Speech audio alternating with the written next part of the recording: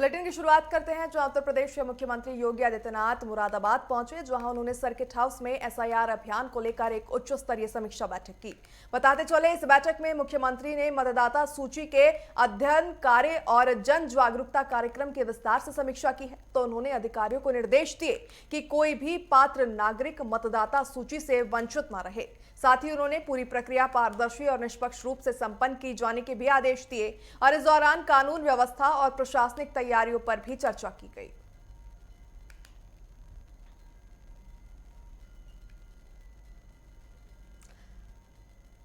तो उत्तर प्रदेश के मुरादाबाद में मुख्यमंत्री योगी आदित्यनाथ पहुंचे थे, जहां उनकी ओर से समीक्षा बैठक की गई। इस दौरान एसआईआर के प्रगति रिपोर्ट को लेकर बैठक में मुख्यतः चर्चा की गई। अधिकारियों को एक्शन लेने के लिए जो है मुख्यमंत्री की ओर से आदेश दिया गया। दरअसल मुख्यमंत्री ने कहा है कि एसआईआर का जितना भी काम है उसे जल्द से जल्द पूरा किया जाए और कोई भी पात्र नागरिक मतदाता सूची से वंचित न रहे। मुख्यमंत्री योगी आदित्यनाथ आज मुरादाबाद दौरे पर रहे थे। आज माननीय मुख्यमंत्री ने पार्टी के कार्यकर्ताओं के साथ, जनप्रतिनिधियों के साथ एसआईआर को लेकर बैठक करी है और कार्यकर्ताओं को निर्देश दिए हैं कि 11 तारीख तक इस कार्य को पूर्ण कर लें और सभी एक एक कार्यकर्ता के पास, एक एक गांव में एक एक व्यक्ति के पास जाके इसको कार्य को पूर्ण करना है और 11 तक इसको करना है। बस समीक्षा बैठक सम्मानित सभी सांसद, विधायक, एमएलसी, जिला अध्यक्ष, प्रभारी गणों की समीक्षा बैठक थी पूरे मंडल की। और उन्होंने यही विषय रखा कि भाई आप सरकार, भारत सरकार और प्रदेश सरकार की जितनी भी योजनाएं गरीबों के लिए हैं, पात्र व्यक्तियों के लिए हैं, उन्हें आसानी से पहुंच तो रही हैं, लेकिन आप एक्टिव रहकर और सुगमता से पहुंचो और कोई भी पात्र व्यक्ति ऐसा वंचित ना रह जाए जो सरकारी योजना का लाभ नहीं ले पाए। इसी के अलावा जो चुनाव आयोग की तरफ से जो एसआईआर चल रहा है, तो उसमें BLO 2 जो हर दलों का है, ये नहीं भारतीय जनता पार्टी का, तो उन्होंने भारतीय जनता पार्टी के लोगों से ये कहा कि BLO 2 को सरकारी BLO का सहयोग करना चाहिए। एक सहायक के रूप में, एक सहयोगी के रूप में फार्मों का वितरण, फार्मों का कलेक्शन करना चाहिए। अधिक से अधिक प्रदेशवासियों का एसआईआर हो, जिससे प्रदेश, भारत के जो 12 राज्यों में एसआईआर का काम चल रहा है, प्रथम नंबर पर चुनाव आयोग की दृष्टि में उत्तर प्रदेश आए। चलो, इस खबर पर अधिक जानकारी के साथ मुरादाबाद से हमारे संवाददाता मोहम्मद अजहर लाइव जुड़ चुके हैं, उनका रुख करना चाहेंगे। मोहम्मद अजहर, अगर बात करें तो मुख्यमंत्री आज मुरादाबाद दौरे पर थे, इस दौरान उनकी ओर से समीक्षा बैठक ली गई। खासकर की अगर मैं बात करूं तो एसआईआर को लेकर पूरी केंद्रित थी ये समीक्षा बैठक, क्या कुछ जानकारी? देखिए, पूरा मंडल भर के जो प्रतिनिधि थे वो सब लोग समीक्षा बैठक में आए थे। उन्हें निर्देश दिए गए हैं कि जो एफआईआर है उसको पर लगातार काम कराया जा रहा है और उसमें निर्देश दिए गए जल्द से जल्द जो अभी तक लाभार्थी रह गए उन्हें जल्द से जल्द एसआईआर में जोड़ा जाए। और इसमें जो अधिकारी, आला अधिकारी, उन्हें भी निर्देश दिए गए हैं BLO के साथ, जो सभी पार्टियों के BLO 2 जो जुड़े हुए हैं उन्हें भी निर्देश दिए गए उनका सहयोग करें और जल्द से जल्द एसआईआर का सहयोग करें। बिल्कुल अजहर, ऐसे में अगर बात करें मुरादाबाद पूरे जिले की, तो वहां पर एसआईआर का कितना % काम फिलहाल पूरा हो चुका है और कितना % काम अभी बाकी है? देखिए, अगर बात देखें तो अभी 40% अभी काम हुआ है। अभी जो एसआईआर पर अभी काम नहीं हुआ है, 40% काम हुआ है, 60% अभी बाकी है। जो अभी BLO में कुछ जा रहे हैं जहाँ लोगों के पूरे पेपर नहीं मिल पा रहे, उसको देखते हुए भी काम रुका हुआ है और हल्के हल्के BLO भी घर घर जाकर कर रहे हैं और उनके साथ जो सहयोगी सभी दलों के जो भी BLO 2 है वो घर घर पहुंचकर अपनी टीम के साथ लोगों को जागरूक कर रहे हैं और BLO तक पहुंचाने का काम कर रहे हैं।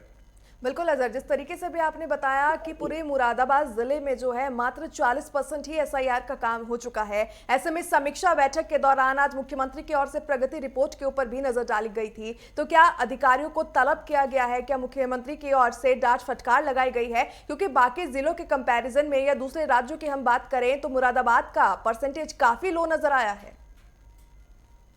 जी बिल्कुल, देखिए, अगर मुरादाबाद की बात करें, जो मुरादाबाद के अधिकारी है उन्हें CM योगी की तरफ से सख्त निर्देश दिए गए हैं कि इससे जल्द से जल्द जो काम है वो बाकी उसे पूरा करा जाए ऐसे में सभी अधिकारी अलर्ट मोड पर हैं और बीएलओ को जो आदेश दिए गए हैं ऊपर से उस पर काम कर रहे हैं।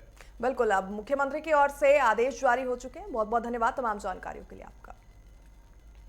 और इसी बीच उत्तर प्रदेश के वाराणसी से एक बड़ा अपडेट सामने आ रहा है। आप सभी तक ये वाराणसी की खबर पहुंचा दें, जहां कप सिरप तस्करी केस में बड़ा खुलासा हुआ है। दरअसल फर्जी लाइसेंस और करोड़ों का खेल सामने आया है। शुभम जायसवाल के राजदार का ये बड़ा खुलासा, फर्जी फार्मा कंपनियों के नाम पर होती थी बिलिंग, वही वास्तविक बिक्री का कोई रिकॉर्ड नहीं था।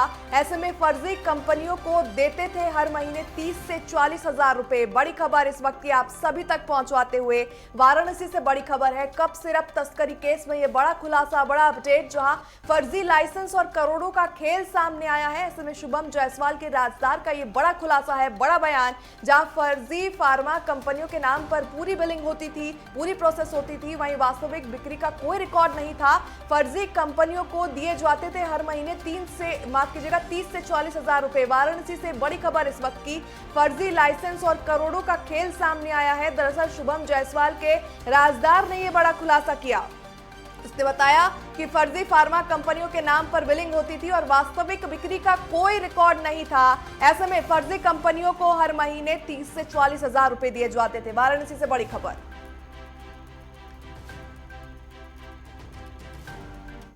नाम विशाल जायसवाल है। मैं हुकुलगंज निवासी S10/133 B8 हुकुलगंज निवासी हूँ। मेरे मामा का लड़का है जो दिलीप जायसवाल, उसके पिता का नाम है, उसका नाम दिवेश जायसवाल सानू है। उसी ने मेरा फर्म खुलवाया था हरिओम फार्मा के नाम से, जो अनोला पांडेपुर में है। वही माल मंगवाता और बेचता था। मेरे नाम से फर्म खोल दिया था और सारा काम करता था। करीबन 2 करोड़ रुपए तक का लेन देन मेरे फर्म के नाम पे वो किया था, जिसमें वो 20 से 25 से 30 हजार रुपए महीने हमें देता था। माल हमें पता चला अब कि सिरप मंगाता था। हमारे दुकान में कभी माल आया नहीं, ना हमने कभी बेचा है। मेरा नाम और जुड़े इस खबर पर अधिक जानकारी के साथ सचिन पांडे वाराणसी से हमारे साथ लाइव जुड़ चुके हैं, उनका रुख करेंगे। सचिन, अगर बात करें तो कप सिरप का ये जो पूरा मामला है, कोडिन कप सिरप का जो पूरा मामला है, इसमें आए दिन नए नए खुलासे होते जा रहे हैं और जो अब ये राजदार की ओर से खुलासा किया गया है, बेहद गंभीर ये मामला होता अब नजर आ रहा है। क्या कुछ जानकारी, क्या कुछ अपडेट? बिल्कुल, देखिए प्रगति, इस चीज को समझना होगा क्योंकि कप सिरप का जो मामला है वो छोटा नहीं हो गया। अभी इसमें जितने भी सफेद पोस्ट लोग हैं उनका भी नाम खुलना बाकी है, क्योंकि एसआईटी की टीम ने लगातार जो शुभम जायसवाल के जो करीबी कह सकते हैं उनको उन्होंने कई ऐसे खुलासे किए हैं, इसको लेकर के कि इसमें जो उनके नाम पे ये फर्म रजिस्टर, उस पर कई करोड़ की जो लेन देन और जो बिक्री होती थी वो होती थी, जो झारखंड से लेके बांग्लादेश पहुंचती थी कप सिरप, जो कि लगातार कहीं ना कहीं हानिकारक थे बच्चों के लिए भी। तो उन सारी चीजों को लेकर सबसे बड़ा सवाल ये हो जाता है कि आखिर में जब इतने सारे राजदम की धरती कब होगी, शुभम जायसवाल भारत में कब आएगा? ये सूत्र बताते हैं कि वो दुबई जाके बैठे हुए हैं, लेकिन सबसे बड़ी बात ये हो जाती है कि जब शुभम जायसवाल के राजदार खुल रहे हैं तो आखिर में सरकार का जो लुकआउट नोटिस भी जारी हो गया, उसके बाद ने चस्पा भी कर दिया उनके आता ना पता। लेकिन शुभम जायसवाल जहां हैं वहां पर एक वीडियो जारी करते हैं और माननीय मुख्यमंत्री योगी आदित्यनाथ से अखिलेश यादव से हाथ जोड़ के कहते हैं कि मैं बेगुनाह हूं। लेकिन सबसे बड़ी बात कि अगर ये बेगुनाह है तो उसके बाद जितने भी उनके राजदार हैं वो ये चीज है कि आखिर में जो फर्म रजिस्टर होती थी उसमें कई करोड़ों का हेरफेर होता था कप सिरप को लेके। अमित सिंह टाटा से जब पूछताछ हुई एसआईटी ने तो उन्होंने कई ऐसे नाम के खुलासे किए। इन सारे मगरजाल के बीच में सबसे बड़ी बात यह हो जाती है कि आखिर में शुभम जायसवाल कब, कहां और कब तक आएगा। लगातार जो सरकार है वो भी कहीं ना कहीं जाके लुकआउट नोटिस और ईडी के छापे तमाम चीजें कर रही है, लेकिन अब जब शुभम जायसवाल पहुंचेंगे, जब यहाँ पर जब सरकार ले आएगी, उसके बाद जो खुलासे होंगे वो देखने वाले होंगे। कई ऐसे नाम के खुलासे होंगे सिर्फ को लेकर, क्योंकि ये सिंडिकेट छोटा नहीं बड़ा होता जा रहा है। जी बिल्कुल सचिन, ऐसे में अगर बात करें शुभम जायसवाल की, तो जिस तरीके से उसकी तरफ से एक वीडियो रिलीज किया गया था, तो क्या साइबर पुलिस को किसी तरीके के आईपी एड्रेस की मदद से शुभम का इनपुट मिला है? क्या उसकी लोकेशन ट्रेस करने में किसी तरीके की कोई प्रगति देखी गई है? देखिए, प्रशासन की अगर मैं बात करूं तो प्रशासन अपनी जो एसआईटी की टीम है, जो एसआईटी की टीम, वाराणसी कमिश्नर और तमाम जितने लोगों ने, जो शासन का भी इसके ऊपर पूरा दबाव है कि आखिर में जो जितने भी मकरजाल में कफ सिरप के में थे उनको जो है धरपकड़। लेकिन जब वीडियो रिलीज हुई, लगातार आईटी सेल इन चीजों की जांच कर रही कि आखिर में ये जो वीडियो रिलीज हुआ था तो शुभम जायसवाल कहाँ है। लेकिन सूत्र ये बताते हैं कि शुभम जायसवाल दुबई में जाके दुबक के बैठा हुआ है, क्योंकि अब तो ये भी कहने लगे कि शुभम जायसवाल जो है वो दुबई के सरपरस्ती में है और लगातार यहाँ पे जितनी कोडिंग कफ सिरप थी, कई करोड़ों की, जो कहते हैं कि 100 करोड़ से भी ऊपर की जो खरीद फरोख्त थी वो चल रही थी। और उसके बाद शुभम जायसवाल ने जितनी मोटी कमाई की और उसके बाद यहाँ से दुबई भाग गया। लेकिन आज एसआईटी ने जो उनके राजदार को पकड़ा, वो भी कई ऐसे सबूत देते हुए और कई ऐसे खुलासे करते हुए नजर आएंगे, क्योंकि आगे जाएगी कि इतना बड़ा ये मकरजाल था, उसमें कई ऐसे सफेद पोस्ट थे, कई ऐसे जो अधिकारी थे वो भी इसके अंदर थे, लेकिन अभी उनका खुलासा नहीं हुआ। लेकिन सबसे बड़ा खुलासा तब होगा जब शुभम जायसवाल भारत होंगे और शुभम जायसवाल से जब पूछताछ होगी। जी, अगली खबर का रुख करेंगे। आजमगढ़ से खबर है, जहां आजमगढ़ पुलिस की सबसे बड़ी साइबर स्ट्राइक देखने को मिली है। दरअसल 110 करोड़ की इंटरनेशनल फ्रॉड चेन को ध्वस्त किया गया, तो वहीं साइबर गैंग के 15 आरोपियों को भी इस दौरान पुलिस की ओर से गिरफ्तार किया गया है। बताते चलें कि राजधानी लखनऊ में मास्टरमाइंड समद उर्फ इमरान गिरफ्तार हुआ है। आपको बता दें, इस दौरान 23 मोबाइल, 15 सिम कार्ड और 14 एटीएम कार्ड भी साइबर सेल ने बरामद किए। तो वहीं आरोपी फर्जी पीएम किसान ऐप से ये ठगी को अंजाम देते थे। बड़ी खबर थी इस वक्त की। 2 अभियुक्त पकड़े गए थे जिन्होंने पीएम किसान योजना के नाम पे एपीके फाइल बना करके लिंक भेजा था और एक व्यक्ति का 7,77,000 रुपये उसके खाते से निकाल लिया गया था। वरिष्ठ पुलिस अधीक्षक आजमगढ़ महोदय के आदेशानुसार इसकी आगे विवेचना की गई, तो उसमें एक राष्ट्रीय स्तर का गैंग प्रकाश में आया जिसने लगभग 110 करोड़ रुपए की फ्रॉड करी है। और इसके द्वारा बिहार का एक आदमी है इनमें, छत्तीसगढ़ का एक आदमी है, झारखंड का एक आदमी है जो गिरिडीह का रहने वाला है, जो पहले वाले केस में वांछित था, दिल्ली का एक आदमी है और यूपी के 11 आदमी थे। हाँ, चलिए इस खबर पर अधिक जानकारी के लिए राम अवतार उपाध्याय आजमगढ़ से हमारे साथ लाइव जुड़ चुके हैं, उनका रुख करना चाहेंगे। राम अवतार, अगर बात करें तो साइबर सेल की ओर से ये बड़ी सफलता उनके हाथ लगी है, क्या कुछ अपडेट?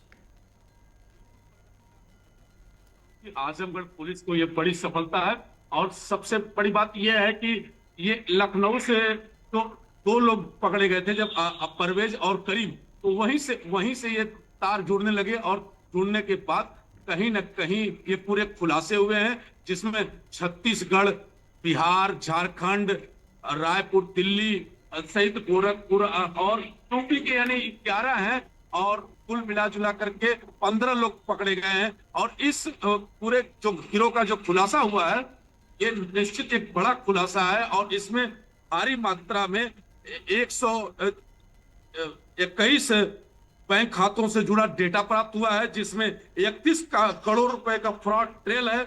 और साथ ही आपको बता दें कि ये एनसीआरपी जो 186 शिकायतें आई थी, उसमें नैनीताल, रुद्रपुर, आंध्र प्रदेश, यहाँ से लगभग लगातार शिकायतें आ रही थी कि जो फ्रॉड हो जाते हैं, और उसको लेकर के पुलिस एक्टिव हो गई थी। और इसके बाद लखनऊ के हुसैड़िया से 2 लोगों को जब पुलिस गिरफ्तार करती है और कड़ी से कड़ी जोड़ती है, तो ये 15 लोग गिरफ्तार होते हैं। बता दें कि ये आजमगढ़ कहीं ना कहीं हमेशा सुर्खियों में रहता है और ये आजमगढ़ के तार देखिए, लखनऊ से गिरिडीह यानी जो झारखंड में गिरिडीह है वहां से जुड़ा था और वहां के बाद ये बिहार सहित कई राज्यों में ये फैला है, दिल्ली तक पे इसके तार फैले हुए हैं। और ये एक राष्ट्रीय स्तर का फ्रॉड था। देश में ठगी का जो ये संगठित गिरोह चल रहा है, ये निश्चित इस पर कहीं ना कहीं आजमगढ़ की पुलिस ने एक बड़ा कार्रवाई करते हुए और इनकी कमर तोड़ने का प्रयास किया है। प्रगति जी, आपको बता दूं कि जब से आजमगढ़ में डॉक्टर अनिल कुमार ने चार्ज लिया है, ये पेशे से डॉक्टर भी हैं और ये इनको इलाज करना आता है और इन्होंने अपराधियों का ऐसा इलाज किया है कि निश्चित आजमगढ़ में लगातार खुलासे पे खुलासे हो रहे हैं।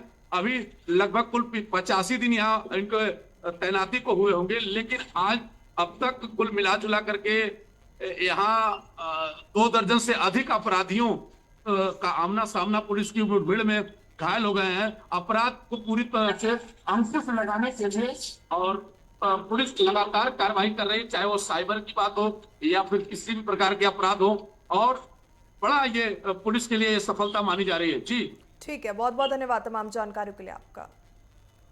और इसी बीच उत्तर प्रदेश के प्रयागराज से ये बड़ी खबर सामने आ रही है, आप सभी तक पहुंचवा दे। प्रयागराज से बड़ा अपडेट है, जहां ज्ञानवापी वजूखाना सर्वे पर सुनवाई चली है। हिंदू पक्ष की राखी सिंह की याचिका पर जो सुनवाई थी वो चल चुकी है। ऐसे में याचिका में थी वैज्ञानिक तरीके से एसआई के सर्वे की मांग। अब 16 जनवरी को इलाहाबाद हाईकोर्ट में सुनवाई होगी। बड़ी खबर इस वक्त की प्रयागराज से, जहां ज्ञानवापी वजूखाना सर्वे पर सुनवाई चली। हिंदू पक्ष की राखी सिंह की याचिका पर चली है सुनवाई, तो वहीं याचिका में थी वैज्ञानिक तरीके से एसआई से सर्वे कराने की मांग। अब 16 जनवरी 2024 को इलाहाबाद हाईकोर्ट में इसकी सुनवाई होगी। प्रयागराज से बड़ी खबर इस वक्त की, हिंदू पक्ष की राखी सिंह की याचिका पर जो सुनवाई होनी थी वो चली है। ऐसे में याचिका में आपको बता दें वैज्ञानिक तरीके से जांच के आदेश थे। आज honourable Allahabad high court number 36 में honourable mister justice Rohit Ranjan Agrawal साहब की कोर्ट में ज्ञानवापी में परिसर स्थित जो कथित वजूखाना है उसके साइंटिफिक सर्वे, वैज्ञानिक सर्वेक्षण की जो मांग को लेकर याचिका सिविल डिवीजन श्रीमती राखी सिंह, हिंदू पक्ष का सिंगार गौरी केस, उनकी तरफ से जो फाइल किया गया था उस पर इफेक्टिव सुनवाई नहीं हो सकी। मैटर जरूर टेकअप हुआ, बट ऑनरेबल सुप्रीम कोर्ट के 12 दिसंबर 2024 के आदेश के आलोक में ये सुनवाई टल गई और 16 जनवरी की फर्दर सुनवाई हेतु एक तारीख तय हुई है। और चलिए इस खबर पर अधिक जानकारी के लिए रुक करेंगे, हमारे सहयोगी पवन देव लाइव जुड़ चुके हैं उनका। पवन, अगर बात करें तो 16 जनवरी 2026 तक के लिए सुनवाई को फिलहाल टाल दिया गया है, क्या कुछ मामला? जी प्रगति, बिल्कुल इलाहाबाद हाईकोर्ट की तरफ से आज यहाँ पर सुनवाई होनी थी, ऐसे में सुनवाई टली है और 16 जनवरी 2026 को डेट रखी गई है। वाराणसी में जो ज्ञानवापी स्थित जो वजूखाना है वहाँ पर जो है वैज्ञानिक सर्वे की बात हो रही है, लेकिन सबसे बड़ा सवाल ये है कि जो 12 दिसंबर 2024 का जो सुप्रीम कोर्ट का एक आदेश है कि जो कोर्ट है वो सर्वे को लेकर के इस तरह के कोई निर्देश जारी नहीं कर सकती। तो ऐसे में जो आज इलाहाबाद हाई कोर्ट में इस तरह की जो सुनवाई आज चली है, जो अगली 16 जनवरी को रखी गई है, तो इसमें कोर्ट ऑफ कंटेम्प्ट भी ना हो, तो इसको लेकर के सुप्रीम कोर्ट के उस 12 दिसंबर 2024 के आदेश को भी ध्यान में रखते हुए 16 जनवरी की तिथि तय की गई है। और उसमें ये भी चीज़ें कि अगर सर्वे किया जाता है, जो अधिवक्ता है राखी सिंह के, उन्होंने बताया कि अगर सर्वे होता है तो दोनों पक्षों को इससे लाभ है। उससे ये फायदा होगा कि जो चीज़ें हैं वो कोर्ट के सामने आएंगी और साक्ष्य के साथ अगर चीज़ें आती हैं तो जो निर्णय है जो उस पर लिया जाएगा वो कहीं ना कहीं आने वाले समय में सभी के लिए हितकारी है। तो आज का जो ये जो सुनवाई थी वो वाराणसी जो जिला कोर्ट है उसका 2023 में अक्टूबर में जो आदेश था उसको लेकर राखी सिंह ने जो है याचिका दायर की थी, जिसको सुप्रीम कोर्ट का जो 12 दिसंबर 2024 का जो आदेश था उसको लेकर आज हाई कोर्ट ने कहीं ना कहीं जो है डेट बढ़ाई है और ये 16 जनवरी को ये क्लियर होगा कि वैज्ञानिक सर्वे इसका होता है कि नहीं। बिल्कुल, 16 जनवरी को कोर्ट की ओर से अगली सुनवाई की डेट रखी गई है। बहुत बहुत धन्यवाद तमाम जानकारियों के लिए आपका। और इसी बीच एक और बड़ी खबर आप सभी तक पहुंचवा दें। दिल्ली ब्लास्ट केस से जुड़ा ये मामला है, जहां पर बड़ी खबर है कि दिल्ली ब्लास्ट केस में 4 आरोपी पेश हुए हैं। एनआईए ने कोर्ट में आरोपियों को पेश किया। चारों आरोपियों की कस्टडी एक बार फिर से बढ़ी है। एनआईए कस्टडी 4 दिन के लिए बढ़ाई गई। बड़ी खबर इस वक्त की, एनआईए को कस्टडी 4 दिन के लिए अतिरिक्त सौंपी गई है। दिल्ली ब्लास्ट केस के ये मामला जहां 4 आरोपी को पेश किया गया, एनआईए ने कोर्ट में आरोपियों को पेश किया। बड़ी खबर इस वक्त की, दिल्ली से आप सभी तक पहुंचवा दें। दिल्ली ब्लास्ट केस में 4 आरोपी पेश हुए हैं, वहीं एनआईए ने कोर्ट में आरोपियों को पेश किया। बताते चलें आपको कि चारों आरोपियों की कस्टडी एक बार फिर से बढ़ी है, तो वहीं एनआईए कस्टडी 4 दिन के लिए बढ़ाई गई। बड़ी खबर इस वक्त की राष्ट्रीय राजधानी दिल्ली से, जहां ब्लास्ट मामले में 4 आरोपी कोर्ट में पेश हुए थे।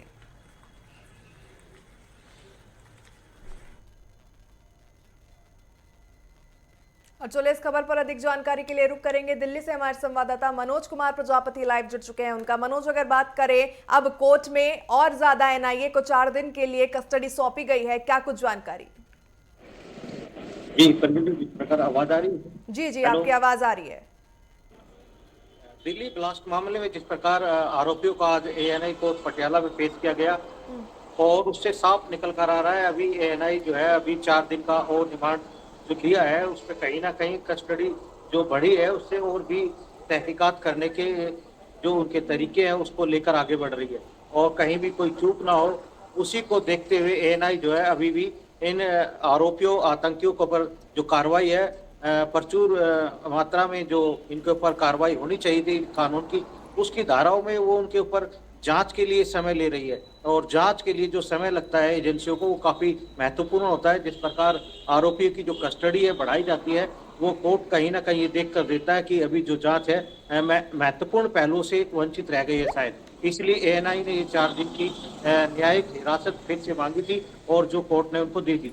आपको बता दें जो मुख्य न्यायाधीश है उन्होंने इन्हीं पहलुओं को लेकर जो है दिल्ली ब्लास्ट के आरोपियों को जो है न्यायिक कस्टडी दी है। आपको बताएं जिस प्रकार एएनआई और तमाम देश की एजेंसियां एक महत्वपूर्ण कदम को लेकर आगे बढ़ रही है, क्योंकि जिस तरह की आतंकी हमला था दिल्ली पर और जो वो इस आतंकी हमले में कामयाब भी हो गए थे, लेकिन कहीं ना कहीं एएनआई और दिल्ली पुलिस और जांच एजेंसियों ने इसको विफल भी कर दिया। जिस प्रकार 3000 किलो का विस्फोटक जगह जगह से देश के हिस्सों से बरामद हुआ वो काफी सराहनीय है, लेकिन अभी भी एएनआई को ये अंदेशा है कि कहीं ना कहीं ये आतंकी जो इनके साथी हैं वो छुपे हुए हैं, उनकी भी पहचान होना उजागर होना बहुत जरूरी है ताकि आने वाले समय में इस तरह के आतंकी हमले और ना हो सके और इसी को देखते हुए एएनआई ये सब कार्रवाई आगे बढ़ा रही है। जी बिल्कुल मनोज, ऐसे में बात करें तो 4 दिन की अतिरिक्त जो है न्यायिक कस्टडी उन्हें दी गई है कोर्ट की ओर से। अब इस दौरान जो है जांच को तेजी से आगे तो बढ़ाया जाएगा, लेकिन क्या अल-फलाह यूनिवर्सिटी के साथ जो कनेक्शन निकलकर सामने आ रहा है, तो क्या इन आरोपियों को अल-फलाह यूनिवर्सिटी या फिर बाकी जगहों पर ले जाया जाएगा जहां पर कोई भी चीज संदिग्ध पाई गई थी? जी बिल्कुल, मैं आपको बताऊं जिस प्रकार ये एक नया तरह का कॉन्सेप्ट था जहां डॉक्टर की टीम जो है पूरी पढ़ी लिखी लोबी जो है इस पर काम कर रही थी और उन्होंने इस ब्लास्ट को अंजाम देने में काफ़ी हद तक मदद भी पहुंचाई थी। अल-फलाह यूनिवर्सिटी में पढ़ने वाले और उनके जो प्रमुख चेयरमैन थे उनका भी इसमें हाथ पाया गया, क्योंकि जिस तरह ये एक नई तरह की जो पहल आतंकियों की तरफ से थी और दिल्ली को दहलाने की उनकी बड़ी साजिश थी और उसको नाकाम किया गया। एएनआई अभी चाहती है कि अल-फलाह यूनिवर्सिटी से जुड़े हुए तार और ज्यादा बारीकी से खंगाले जा सके और उसके माध्यम से वो उन आतंकियों तक और भी गहराई तक पहुंच सके, ताकि जो परत दर परत खुलकर आ रही है उनमें और एक कानूनी अड़चन जो बन सकती है आगे उसको ना बनने दिया जाए। और ठीक है, बहुत बहुत धन्यवाद तमाम जानकारियों के लिए आप।